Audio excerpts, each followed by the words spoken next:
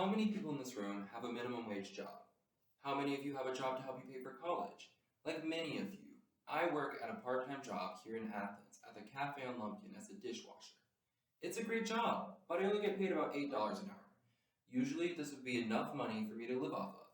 But about 2 weeks ago, I had to pay $270 for one single medical test, or about 3 entire weeks of work.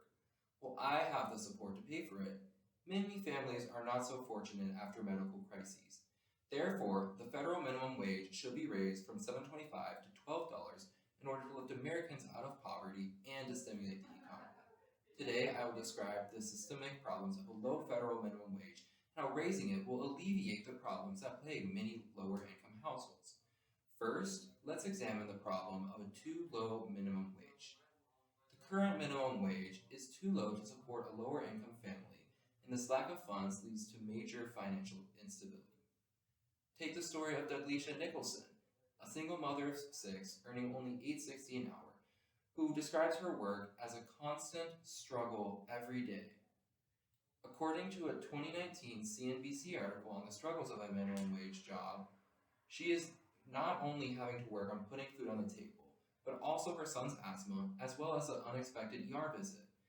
Unable to support her family with this wage alone, Nicholson is currently houseless, couch jumping to keep her family housed.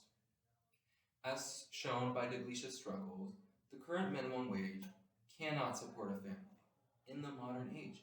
Like 36% of the workforce, Douglasha makes under $31,000 a year, at which point a single American family is expected to achieve adequate standard of living, according to the CNBC.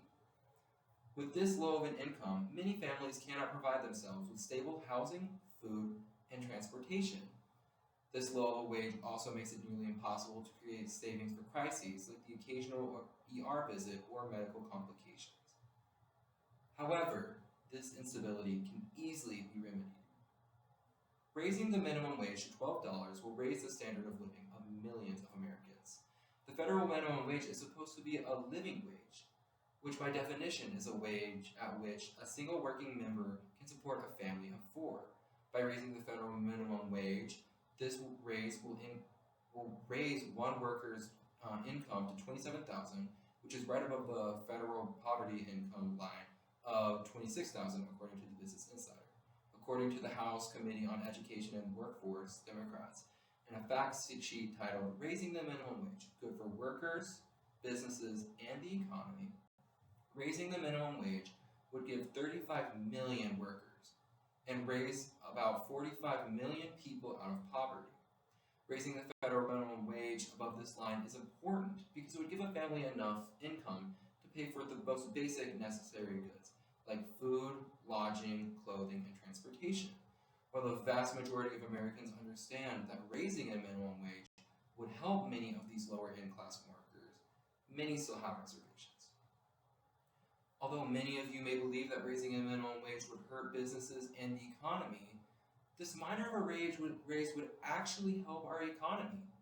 Many that do not want to raise the minimum wage cite that raising wages puts an unnecessary burden on businesses, which would lead to loss of profits and the closure of companies, causing the economy to shrink. However, this opinion does not fully take into account how lower income individuals actually spend their income. According to the fact sheet by the Committee and Workforce Democrats, the raising of the minimum wage gives lower income workers more funds that they can spend on necessities like food and clothing, two of the industries with the largest number of minimum wage workers. Therefore, this funnels extra money directly back into these industries, leading to increased profits, according to the House fact sheet on raising the minimum wage. Because individuals now have more income, less individuals would have to rely on federal assistance programs like Medicaid or food stamps. According to a testimony to the House Democratic Caucus on raising the federal minimum wage to $12 by David Cooper, senior analyst of the Economics Policy Institute, this move would save the federal government $17 billion each year because it would raise the wages of many low-income workers, lowering the reliance on federal funds. Because raising a federal minimum wage would both decrease government spending and the increase of flow on consumers and businesses, an increase in the federal minimum wage would actually improve our economy. So how can we try to get the federal minimum wage raised? As a university student, you may feel like getting the federal minimum wage is too far removed to be able to make an impact. However, we actually have the ability to create change, especially if we start with our local communities. By starting on a local level, we are more connected to our representatives and have more power to change the status quo. If we, as students, lobby our Athens-Clarke County representatives to raise the local minimum wage, we could help thousands of members of our community. And this has been already passed in many places around the country.